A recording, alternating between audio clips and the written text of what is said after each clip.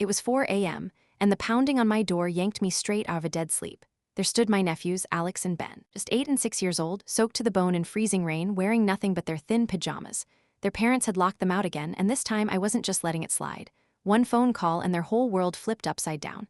I glanced at the clock, 4:03 a.m. Alex and Ben huddled on the porch, trembling like leaves. "Uncle Ryan," Alex whispered, his voice barely cutting through the downpour. They did it again.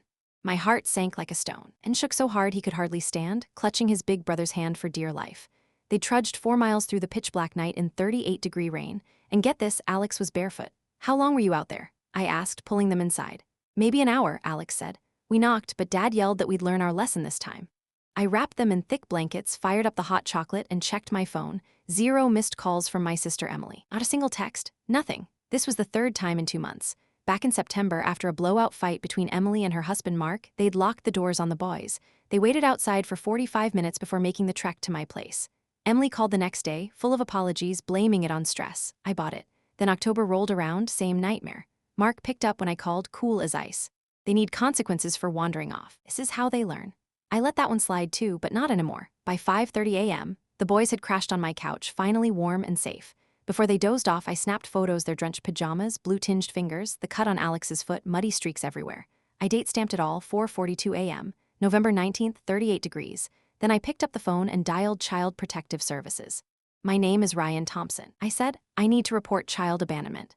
2 hours later, caseworker Sarah Jenkins pulled up. She sat the boys down separately while I waited in the living room, ears straining to hear. Alex's voice cracked as he told her how their dad said, "Maybe freezing will teach you to behave." Sarah stepped out, her face set like granite.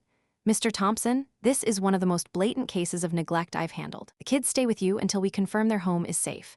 Emily blew up my phone with 34 calls that morning. I let them all go to voicemail. Mark showed up at noon, hammering on the door like a madman. "Where are my sons?" he bellowed. With me, I shot back. "Where they're actually safe." He jabbed a finger at me. "You had no right to call CPS. That's just discipline." "Discipline doesn't leave kids hypothermic," Mark. I walked 4 miles in the dark. Alex is 8. He stepped closer, veins popping in his neck. "Give me my sons or I'll have you arrested for kidnapping.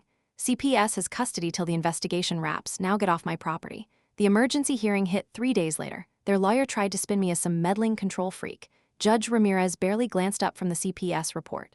"Counselor, this happened 3 times in 2 months. That's not a slip-up. That's a pattern." She fixed her eyes on Mark. "Mr. Larson, you told the caseworker locking kids outside would teach them a lesson. True." Mark squirmed. "It was, out of context." "What's the context for ditching a 6-year-old in freezing rain?" Dead silence. She turned to Emily.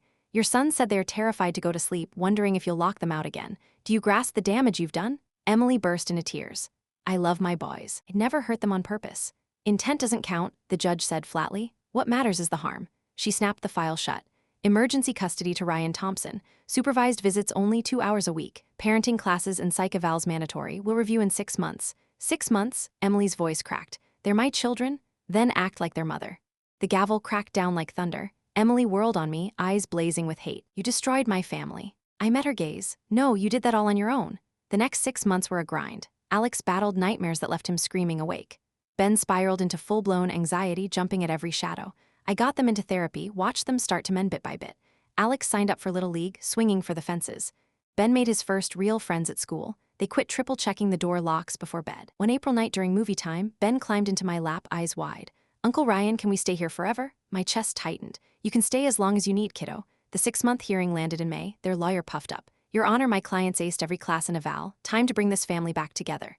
Judge Ramirez leaned toward Alex and Ben. "Boys, where do you want to live?" Alex scanned Emily, then Mark, then me. "With Uncle Ryan." Emily let out a gut-wrenching sob like her world just splintered. Ben piped up soft. "Me too, he doesn't lock us out, and he doesn't yell." The judge shut the file. "Mr. and Mrs. Larson, permanent custody goes to Ryan Thompson. The boys have spoken." "No, they're my sons," Emily wailed. "They were," the judge said. "You failed them over and over." The gavel fell one last time, final as a door slamming shut. Alex slipped his hand into mine. "We go home now?" "Not their old house, home." "Yeah, buddy," I said, squeezing back. "Let's go home."